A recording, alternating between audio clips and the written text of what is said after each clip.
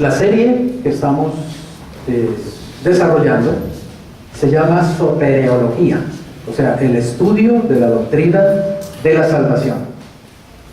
Y estamos hablando de la primera parte de esta serie, la primera sección, que le hemos llamado la necesidad de ser salvos.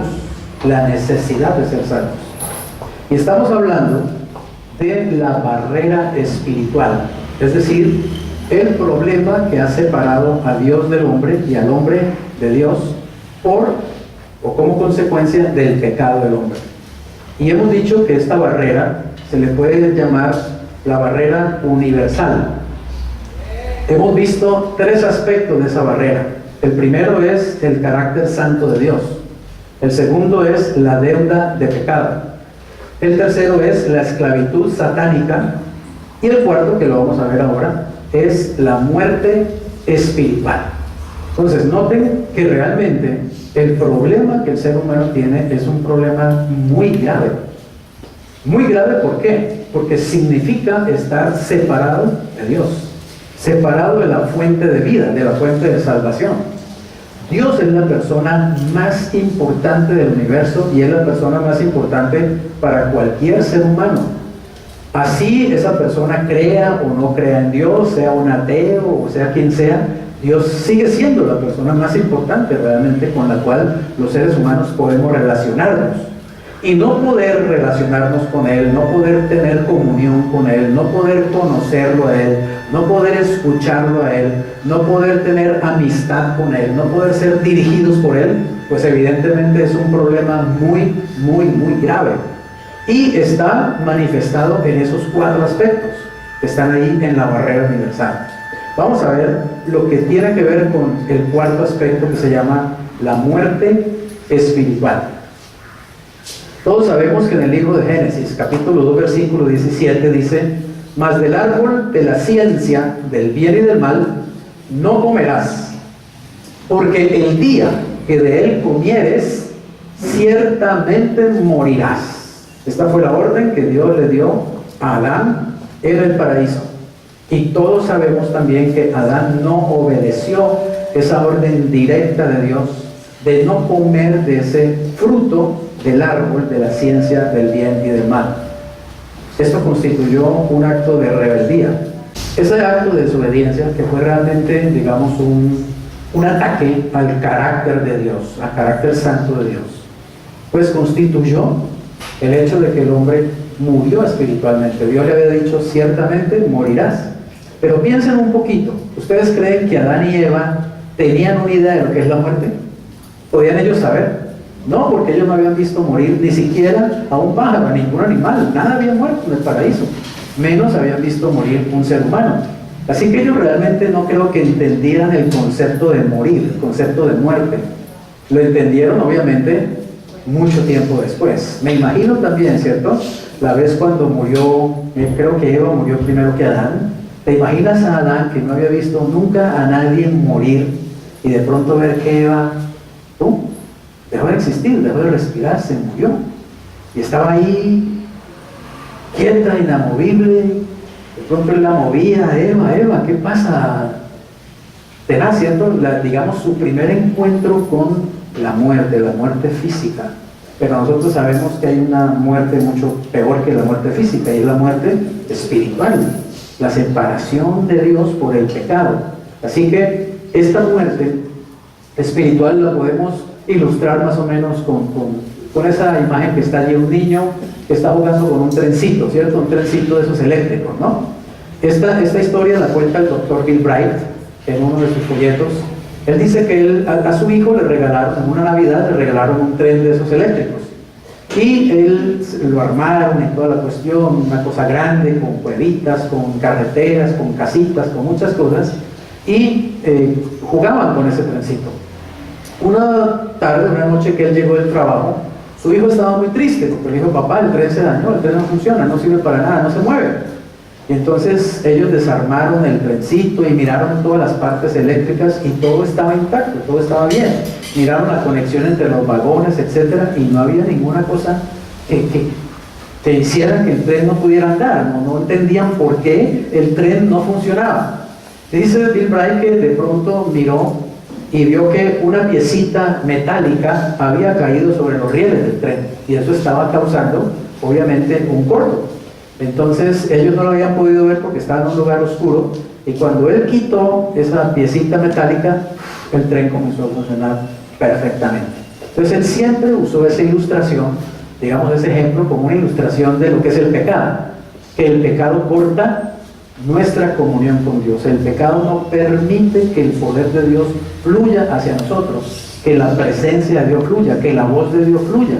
Eso es lo que hace el pecado. Y fíjate, en el ejemplo del tren, una pequeña piecita está evitando que toda la energía, ella estaba en la ciudad de Los Ángeles, que toda la energía que viene, ¿cierto?, de la ciudad de Los Ángeles, no podía llegar al tren por una simple piecita pequeñita. El pecado más pequeño daña nuestra comunión con Dios. Por eso la Biblia dice que si hemos pecado, nos arrepintamos, es decir, reconozcamos nuestro pecado y lo confesemos al Señor, porque Él nos limpia y Él nos perdona. ¿Para qué? Para que se restablezca esa comunión con Dios, porque lo más importante que nosotros podemos experimentar cada día es tener comunión con Dios. Es decir, andar con Él en buena relación, escuchar su voz, ser dirigidos por Él, adorarlo, exaltarlo, glorificarlo, honrarlo, obedecerlo, hacer su voluntad.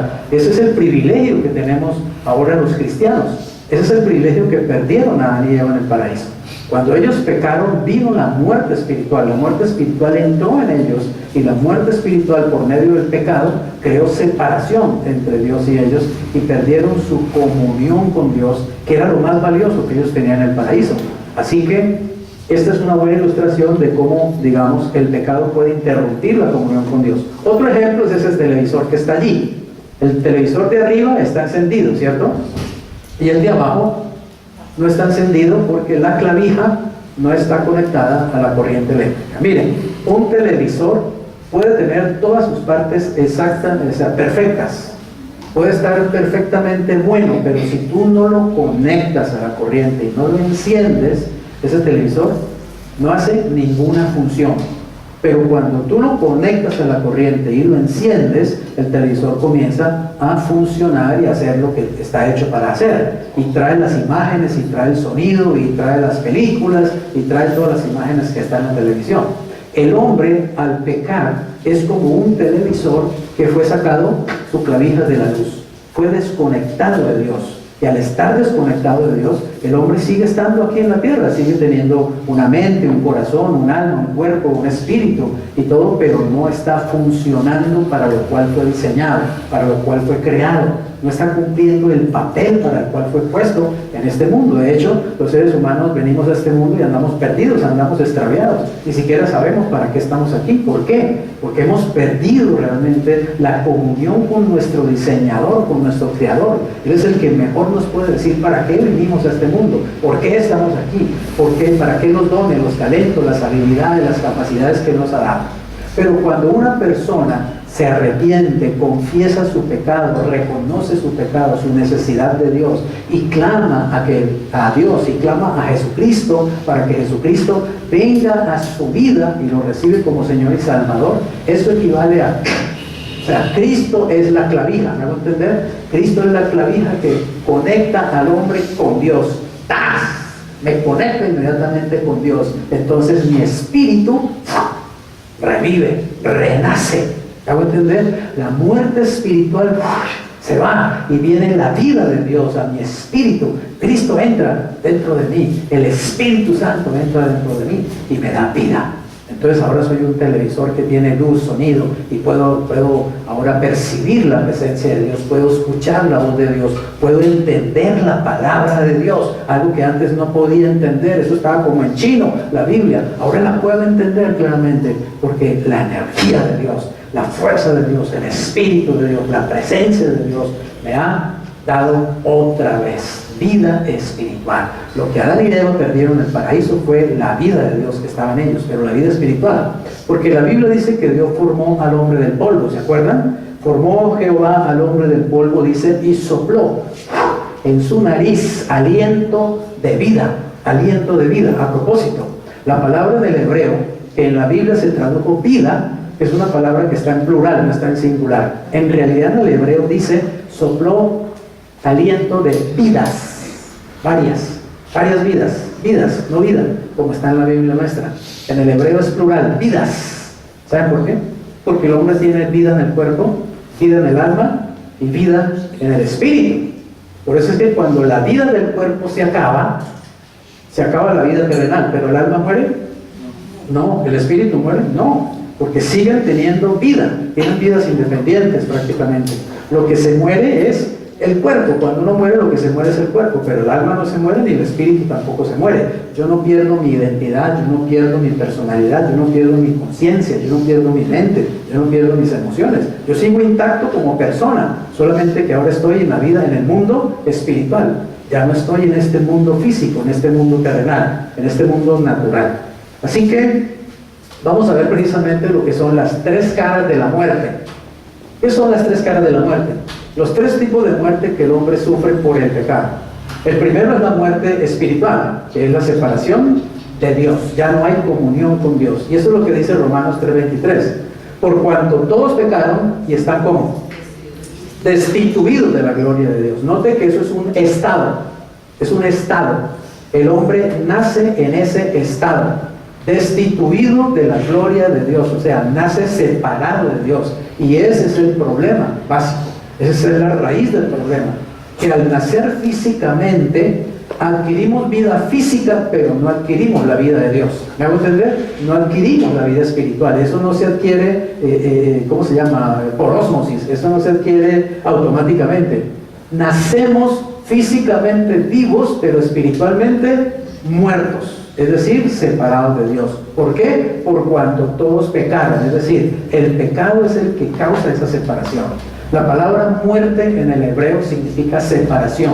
Entonces, muerte espiritual es estar separado de Dios.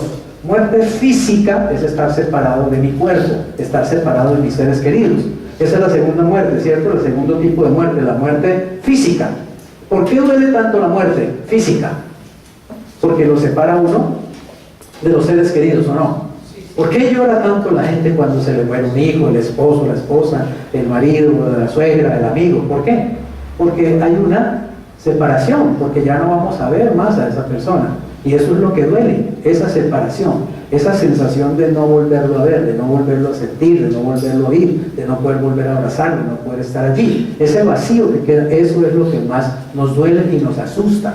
Pero los cristianos tenemos la esperanza y sabemos muy bien que la muerte no es el fin de todo para nosotros, que la muerte es apenas un paso realmente al mundo espiritual y que inclusive es una tremenda ganancia, es un gran negocio morirse cuando uno se muere en Cristo, y que es una tremenda bendición. ¿Por qué? Porque los cristianos vamos a resucitar, los cristianos nos vamos a volver a reunir con nuestros seres queridos, las familias cristianas que han sido separadas por la muerte se van a volver a unir en la presencia de Dios para nunca más separarse por toda la eternidad. Así que hay tiempo para estar con nuestros seres queridos que han muerto, ¿ok?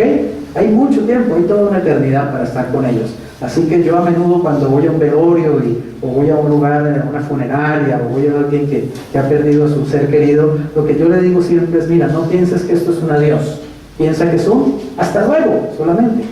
Tu ser querido no se va a ir para siempre, lo vas a volver a ver, te vas a volver a encontrar con él y vas a poder estar en comunión con esa persona por toda la eternidad. Esa es promesa de nuestro Señor y Salvador Jesucristo, y lo que Él promete lo cumple. Así que podemos estar tranquilos, podemos descansar, podemos estar confiados, podemos estar consolados.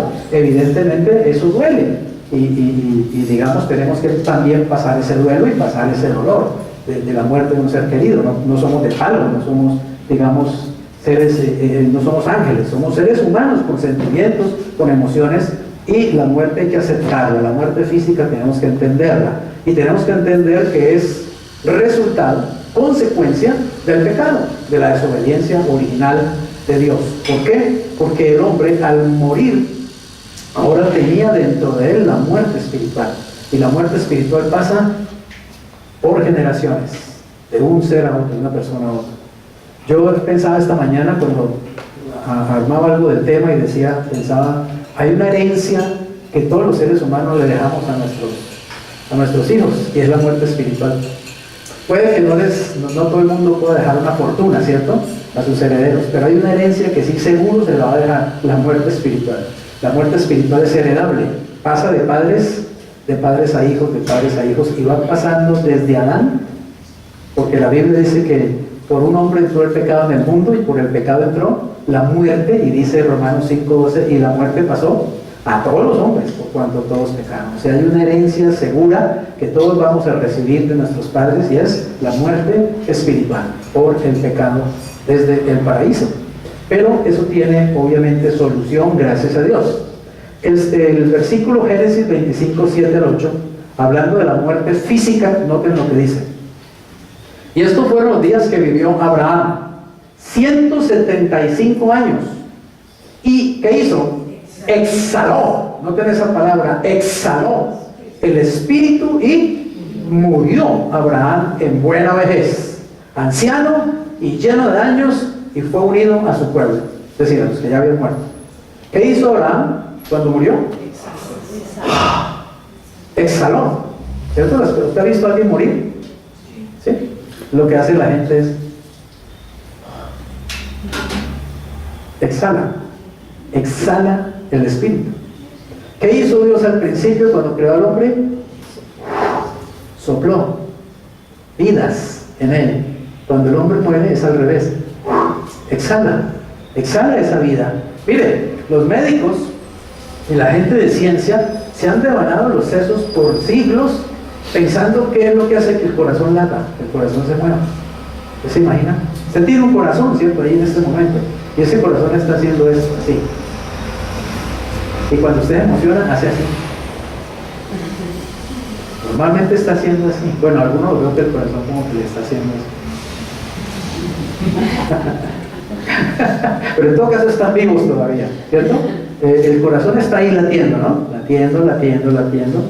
El corazón pregunta qué es lo que hace que ese músculo se mantenga haciendo esto día y noche, y mientras usted duerme no para, no descansa, y cuando usted sale a caminar está haciéndolo, y cuando usted trota igual lo está haciendo.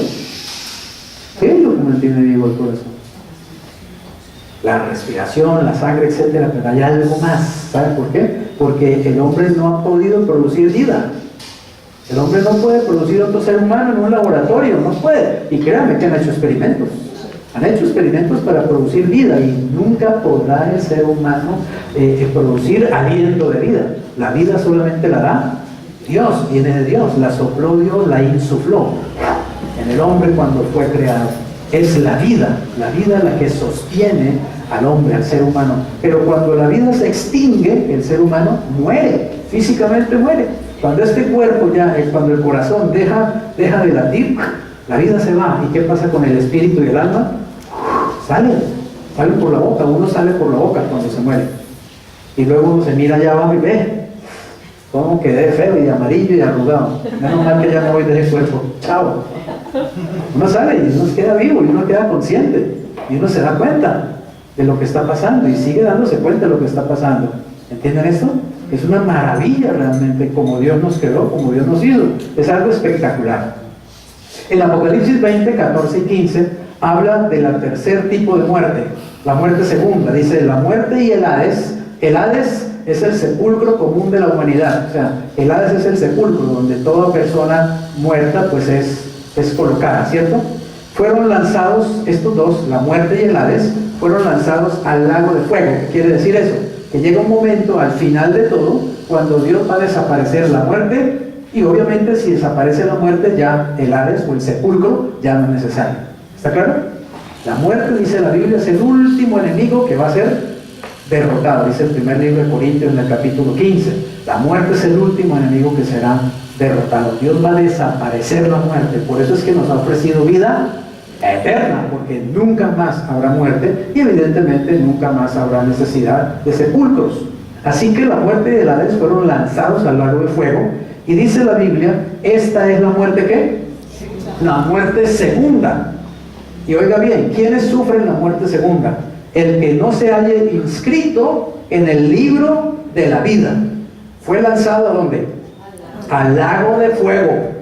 La Biblia dice que hay un libro, el libro del Cordero. el libro donde Jesús anota a los que son suyos. Por eso dice la epístola de Timoteo, conoce el Señor a los que son suyos. Es que el Señor tiene anotados el nombre de cada uno de los que son suyos, de cada cristiano, de cada persona que ha nacido de nuevo, de cada persona que ha recibido a Cristo, de cada persona que es salva gracias a la sangre de Jesucristo. Hay un libro, el libro de la vida, y está anotado cada persona. Pero cuando Dios haga esto es en el juicio final, y el juicio final se lo va a hacer Dios solamente y exclusivamente a los que nunca creyeron. ¿Está claro? El juicio final no es para los cristianos, el juicio final es para los no cristianos. Y obviamente cuando el Señor llame a todas estas personas desde los tiempos de Adán hasta el último, van a ser reunidos, se llama el juicio del trono blanco en Apocalipsis 20. Cuando sean llamados ante la presencia de Dios, cada uno va a ser juzgado. Dice la Biblia que serán juzgados según sus obras. ¿Por qué según sus obras? Porque no creyeron. ¿Claro? No somos salvos por obras, pero el que no cree va a ser juzgado por obras. ¿Por qué? Porque si yo no creo en Jesucristo, si no tengo, digamos, si por fe no acepté a Jesús, ¿con qué me le voy a presentar entonces yo a Dios? Si no con mis obras. Yo me voy a presentar a Dios por medio de Cristo, ¿está claro? Porque yo creí en Jesucristo. Jesucristo es mi Salvador. Jesucristo es mi Redentor. Jesucristo es mi mediador. Jesucristo es mi abogado defensor. Yo me puedo presentar a Dios escondido ahí detrás de Jesucristo, ¿está claro? Y por eso es que no me va a pasar nada. Porque estoy escondido en Cristo Jesús. Porque creí en Él y creo en Él y Él está en mi corazón. Pero el que no aceptó a Jesús y se murió, ¿cómo se va a presentar en el juicio final ante Dios? ¿Qué explicaciones le va a dar a Dios? ¿Con qué va a convencer a Dios para decirle, mira Dios, tú deberías entrarme allá al reino? Yo creo que yo me merezco el reino, porque mira, yo fui una persona muy buena, yo no le hacía mal a nadie, yo no era chismoso, yo nunca maté a nadie, yo jamás me robé nada. Pero la pregunta es, ¿creíste en mi Hijo Jesucristo, a quien yo envié para que te salvara? Ah, no, yo no creí en Jesucristo, pero yo sí creía en Buda, o yo sí creía en Mahoma, o no, yo sí creía en mi abuela, que era muy milagrosa, ¿cierto? Palabra de fuego que arde con azufre, porque solamente Cristo salva. No hay más oportunidades de ser salvos, sino es estando en Cristo. No hay más salvación, no hay más caminos. Todos los caminos conducen a Roma, pero al cielo no hay sino un camino para ir. Se llama Jesús. El camino, la verdad y la vida, y nadie va al Padre si no es por Jesús. Por eso es tan importante hacerle entender a la gente acerca de Jesús. Porque la gente habla de Dios, y Dios, y Dios, y Dios. ¿Está claro? Y quiero decirles una cosa, puede sonar feísimo, pero Dios no salva a nadie. ¿Me entienden lo que les estoy diciendo? Dios no salva a nadie. El que salva es Jesucristo, mi señora. Jesucristo es el que salva. ¿Y por qué? Porque a ese puso Dios el Padre para que nos salvara. Obviamente Dios fue el que planeó la salvación, ¿está claro? Obviamente Dios fue el que entregó a su Hijo para salvación, pero el que tiene el trabajo, la obra, la responsabilidad y la autoridad para salvar se llama Jesucristo. Por lo tanto, si yo no creo en Jesucristo, si yo no acepto a Jesucristo, si yo no recibo a Jesucristo, si yo no tengo una relación personal con Jesucristo, yo puedo haber creído en Dios desde niño y creer en Dios toda la vida, y óigame bien, suena bien feo, pero me voy a ir al infierno. Eso es lo que hay que explicarle a la gente, que es Cristo. Por eso Él dijo, conmigo o contra mí. El que conmigo no recoge, desparrama. El que no cree en mí, la ira de Dios está sobre él permanentemente. El que rehúsa creer en el Hijo del Hombre que fue. ¿Por qué? Porque de tal manera amó Dios al mundo que ha dado a su Hijo unigénito para que todo aquel que en él cree no se pierda, mas tenga vida eterna. Y no dio Dios su Hijo para que condene al mundo, sino para que el mundo sea salvo por medio de él. Salvo por medio de Él. Entonces hay gente que dice, no, yo creo en Dios, entonces yo estoy bien porque yo creo en Dios. Yo digo, bueno, está bueno que creas en Dios, pero necesitas conocer a Jesucristo, porque realmente Jesucristo es esa clavija que me conecta nuevamente con Dios. Cuando yo entrego mi vida a Cristo, Cristo me conecta con Dios, y entonces, ¡pum!, mi espíritu revive en ese instante. El televisor que estaba ahí comienza a funcionar. llegó la vida de Dios, la vida espiritual, la vida del Espíritu de Cristo. Cristo mismo que entra en mi corazón, me salva, me regenera, me hace una persona nueva. Terminemos dando una mirada al ser humano. ¿Qué es el ser humano? En pocas palabras, en una forma sencilla. Su palabra dice en 2 Tesalonicenses 5:23 lo siguiente: el mismo Dios de paz, oigan esto, el mismo Dios de paz, ¿qué hace?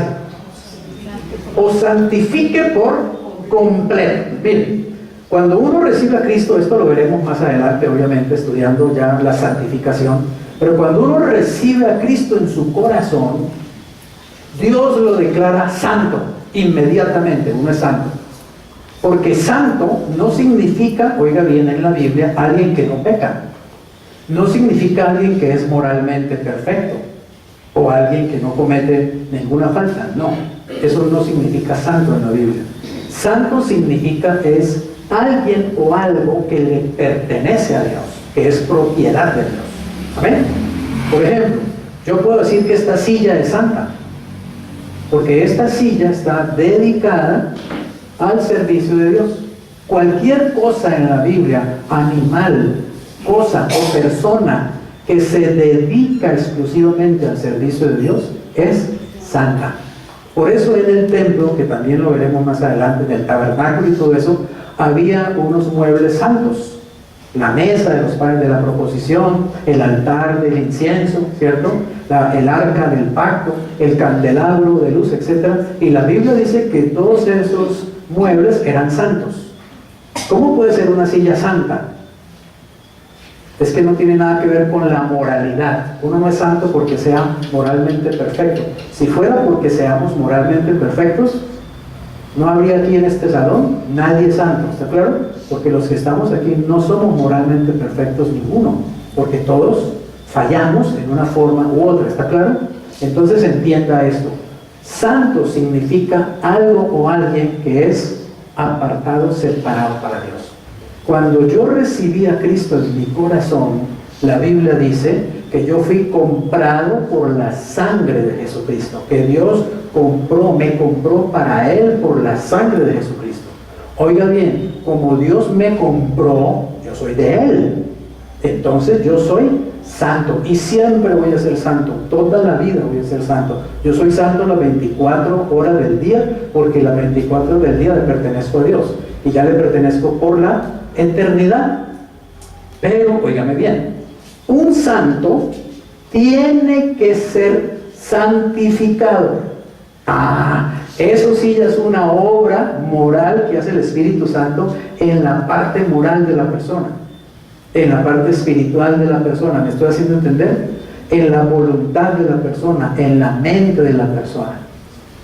Es una obra de santificación. ¿Qué quiere decir? Que el Espíritu Santo en mi vida permanentemente está trabajando para llevarme a ser una persona moralmente correcta, para poner en mi mente pensamientos correctos respecto de Dios, respecto a los demás, para hacer de mí una persona más limpia en sus pensamientos, más limpia en su vocabulario, más limpia en su estilo de vida, una persona correcta, una persona honesta, una persona, digamos, recta. ¿Entendemos eso?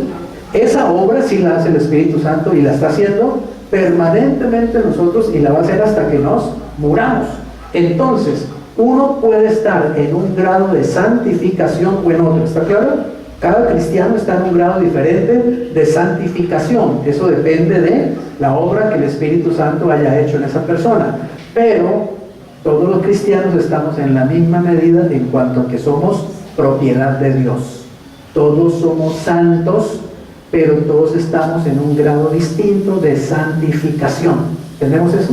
Y esa obra sí es la obra que hace el Espíritu Santo en cada uno de nosotros, y depende de cada uno cómo permita que el Espíritu Santo lo tome, lo use, lo lleve, lo guíe. O puede que yo resista al Espíritu Santo, yo me le rebele al Espíritu Santo, yo apague al Espíritu Santo, yo entristezca al Espíritu Santo, yo no sea lleno del Espíritu Santo, y entonces la obra de santificación se va a atrasar en mi vida. Y por eso hay cristianos niños y hay cristianos maduros. Por eso hay cristianos carnales y hay cristianos espirituales, por la obra de santificación. pero eso lo veremos con detalle más adelante en la doctrina. Por ahora, veamos este versículo, lo que dice: el mismo Dios de paz os santifique por completo. Y noten que está santificando el Espíritu Santo: todo nuestro ser, todo vuestro ser. ¿Y cuál es todo nuestro ser? 3 dimensiones: espíritu, alma y cuerpo. O sea que el Espíritu Santo trabaja en nuestras 3 dimensiones: en el espíritu, en el alma y en el cuerpo, para irnos llevando a crecer, a madurar en Cristo. Sea guardado, todo nuestro ser sea guardado irreprensible. ¿Para cuándo? Para la venida de nuestro Señor Jesucristo. ¿Quién es el que nos prepara? ¿Quién es el que nos prepara, perdón? Primera Tesalonicenses 5, es 2 Tesalonicenses 5:23. 2. ¿Es primera? Bueno, gracias. 1 Tesalonicenses 5:23. ¿Seguros? Sí. ¿Ya lo verificaste? Bueno. Corrección, no es segunda, sino primera, gracias. Primera Tesalonicenses 5:23. El Espíritu Santo, oye bien, es el que hace esa labor. La obra del Espíritu Santo en mi corazón, en mi vida, oiga bien, no es estarme trayendo el mercado de mañana. No es estarme arreglando las cosas que yo desarreglo. La obra del Espíritu Santo es santificar mi espíritu, mi alma y mi cuerpo para presentarlos irreprensibles al Señor. Él es el que nos lleva a crecer y a madurar. El Espíritu Santo está empeñado las 24 horas del día en que usted y yo crezcamos espiritualmente, maduremos espiritualmente, crezcamos intelectualmente, maduremos intelectualmente, crezcamos en nuestra alma, en nuestras emociones, que tengamos las emociones de Cristo, el sentir de Cristo, que seamos como Cristo. Él está formando el carácter de Cristo en nosotros. Eso no lo hace usted, eso no lo hago yo, eso no lo hace un pastor, eso no lo hace una religión, eso lo hace el Espíritu Santo. Cuando uno cree que es uno el que lo puede hacer, uno lo que hace es cualquier musaraña ahí que realmente, pues, como dicen en la costa, ¿no? Quiso hacer algo y les resultó una morisqueta. O sea, no es en nuestra fuerza, no es en nuestra capacidad. Inclusive, el versículo siguiente, si usted lo lee en su Biblia, dice: fiel es Dios, el cual también lo hará. O sea, esta es una obra que hace Dios, no la hace el ser humano. Pero el ser humano tiene que disponerse para que Dios haga la obra. Amén. Tiene que rendirse al Señor para que Él haga la obra. Entonces veamos en esos 3 círculos. No tengo un apuntador aquí, pero usted lo está viendo ahí claramente. El primer círculo, el círculo de más afuera, simboliza el cuerpo. El de más adentro, el azul, simboliza el alma. Y el que está ahí en negro, lo puse en negro porque esa es la radiografía de una persona sin Cristo, que está muerta espiritualmente. El espíritu está a oscuras, está apagado, está muerto. Pero esa dimensión es el espíritu. Ahora noten, una persona que está muerta espiritualmente no es que no tenga espíritu, tiene su espíritu humano, pero es que su espíritu humano no funciona hacia Dios, no está conectado con el Espíritu de Dios. Por eso no puede conocer a Dios, no puede entender a Dios, no puede oír a Dios, no puede entender la Biblia, la palabra de Dios, porque no está conectado con Dios. Su espíritu está ahí. Ahora, el hombre sin Cristo puede, puede desarrollar algo de su espíritu humano, ¿está claro? Y por eso es que la gente habla, hoy se está hablando mucho de espiritualidad, ¿no? Hoy la gente está hablando mucho de ser espirituales. Usted va a cualquier academia de formación humana, no cristiana, de formación y liderazgo, y le van a hablar del espíritu y de la vida espiritual, y le van a decir que usted debe ser una persona más espiritual, y le van a hablar de espiritualidad, pero espiritualidad sin Dios, sin Cristo, sin la Biblia, ¿está claro?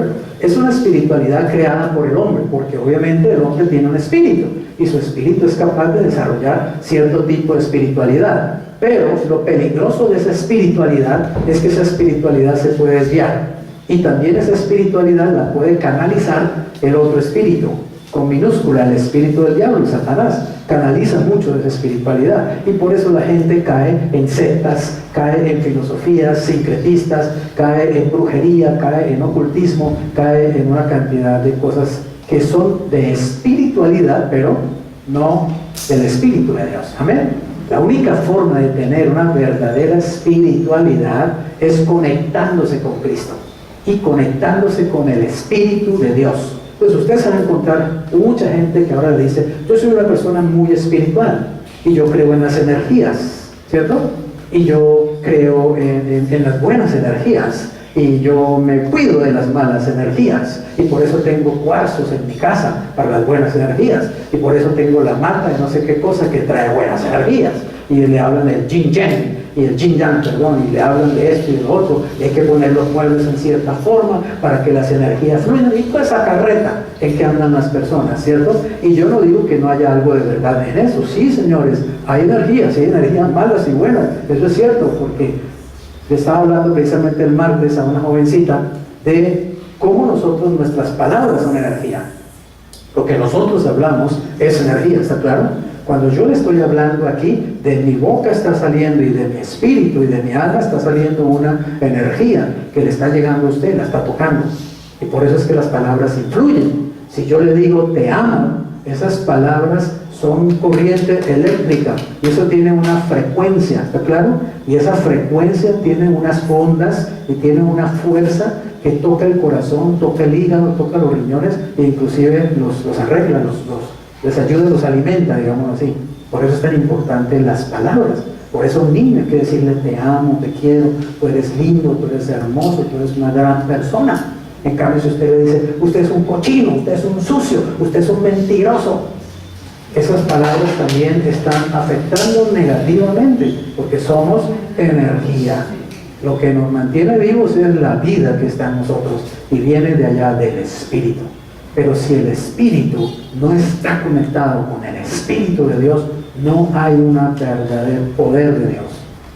Pero el espíritu humano también se puede conectar con Satanás, ¿de acuerdo? Se puede conectar con la brujería, se puede conectar con el ocultismo, se puede conectar con el espiritismo, se puede conectar con el mentalismo, se puede conectar con la nueva era, se puede conectar con cualquier otra cosa que no viene de Dios y que parece muchas veces que viene de Dios. Por eso necesitamos conocer la palabra de Dios para poder conocer la verdad verdadera y no andar comiendo cuento, porque hoy muchos hablan de espiritualidad, pero su espiritualidad es concebida por un espíritu que está muerto, un espíritu que está separado de Dios.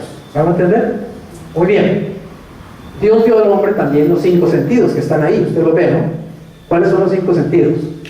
El oído, el tacto, la vista, el gusto y el olfato.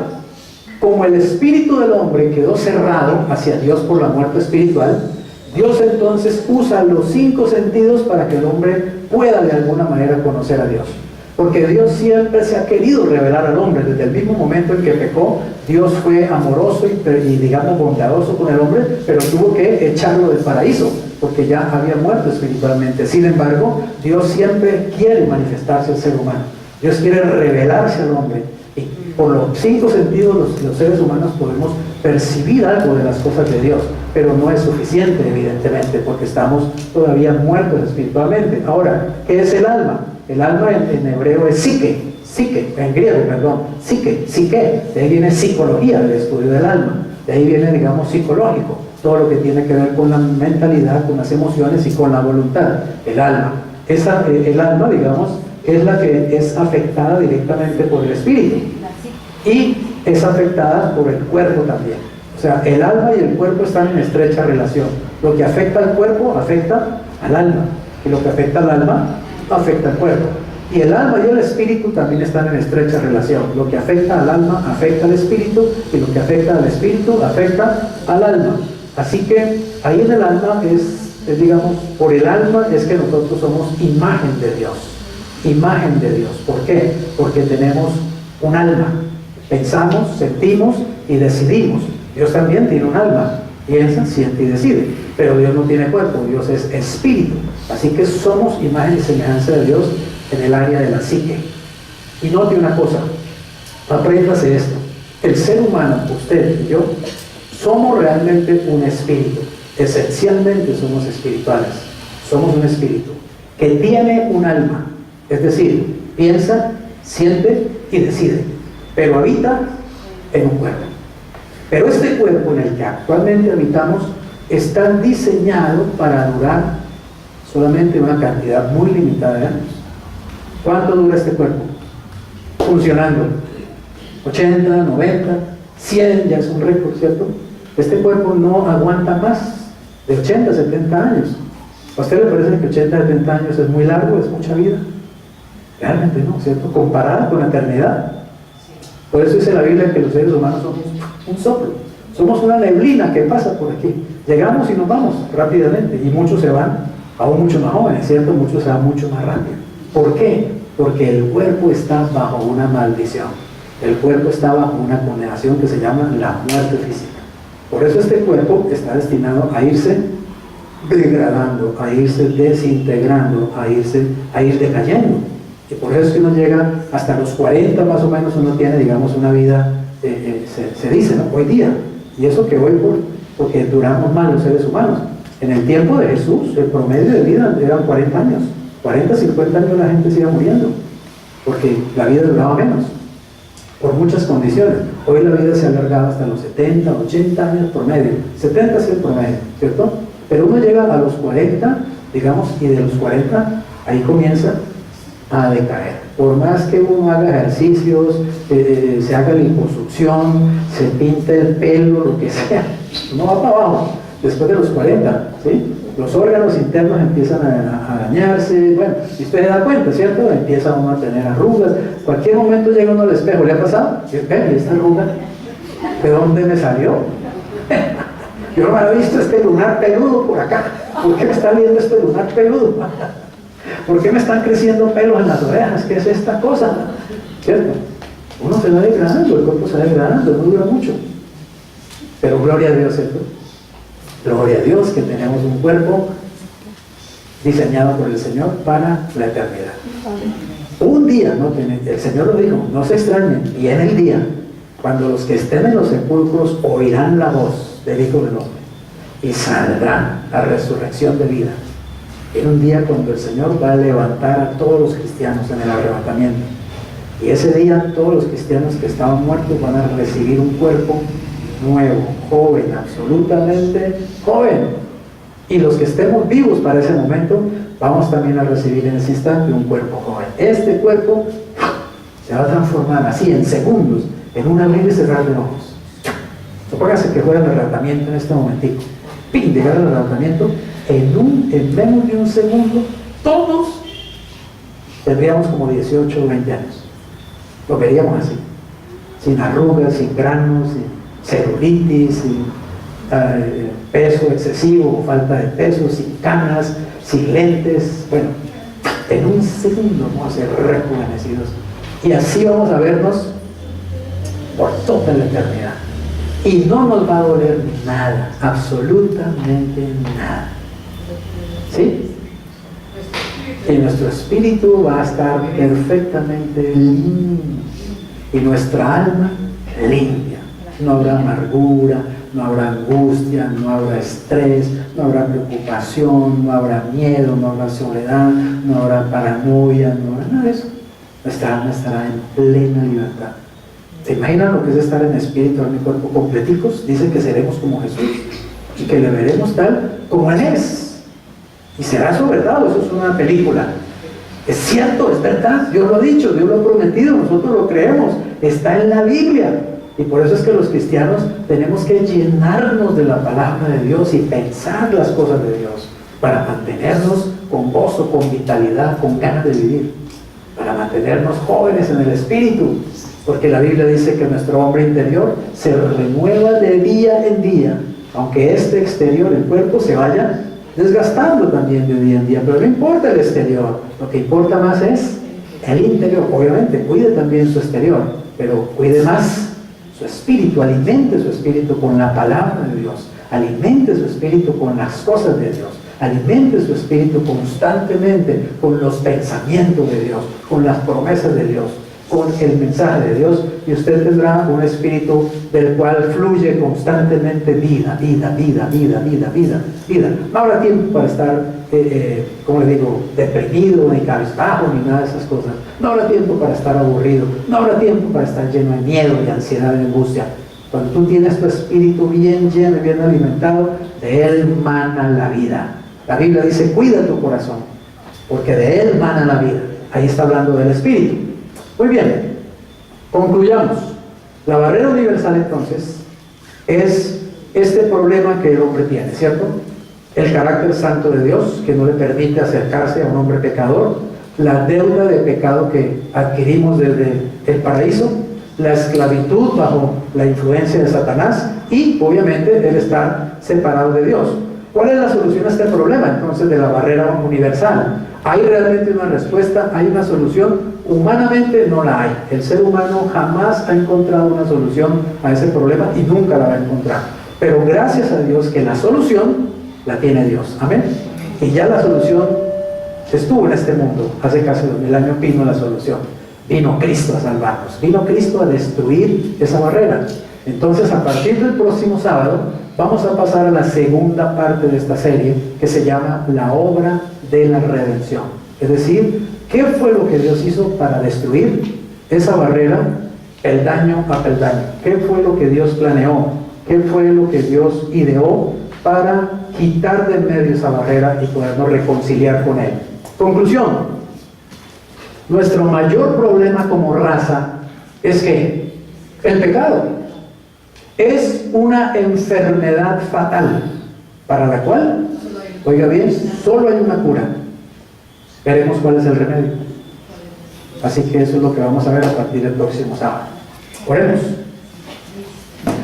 Padre, muchas gracias porque tú nos libras de la peor de las muertes, la muerte espiritual y su consecuencia, la muerte segunda, la condenación eterna.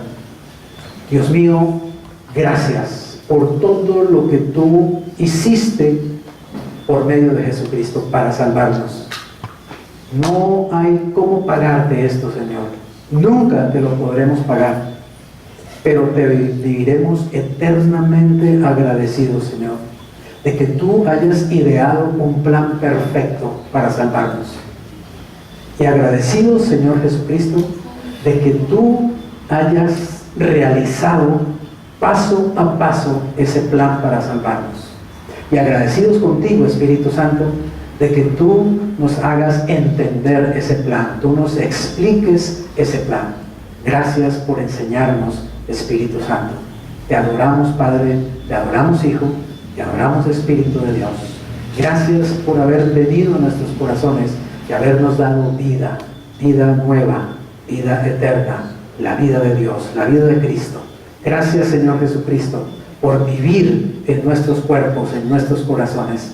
Te pedimos que seas tú el que tomes el control de esta vida, que seas tú, Señor Jesucristo, el que permanentemente llenes nuestro espíritu con tu espíritu, para que nuestra vida sea una vida plena, Señor, para que podamos disfrutar de la vida, amar la vida, gozar la vida como tú quieres que lo hagamos, para que podamos ser instrumentos útiles en tus manos, Señor, listos para la obra en el momento que tú lo requieras.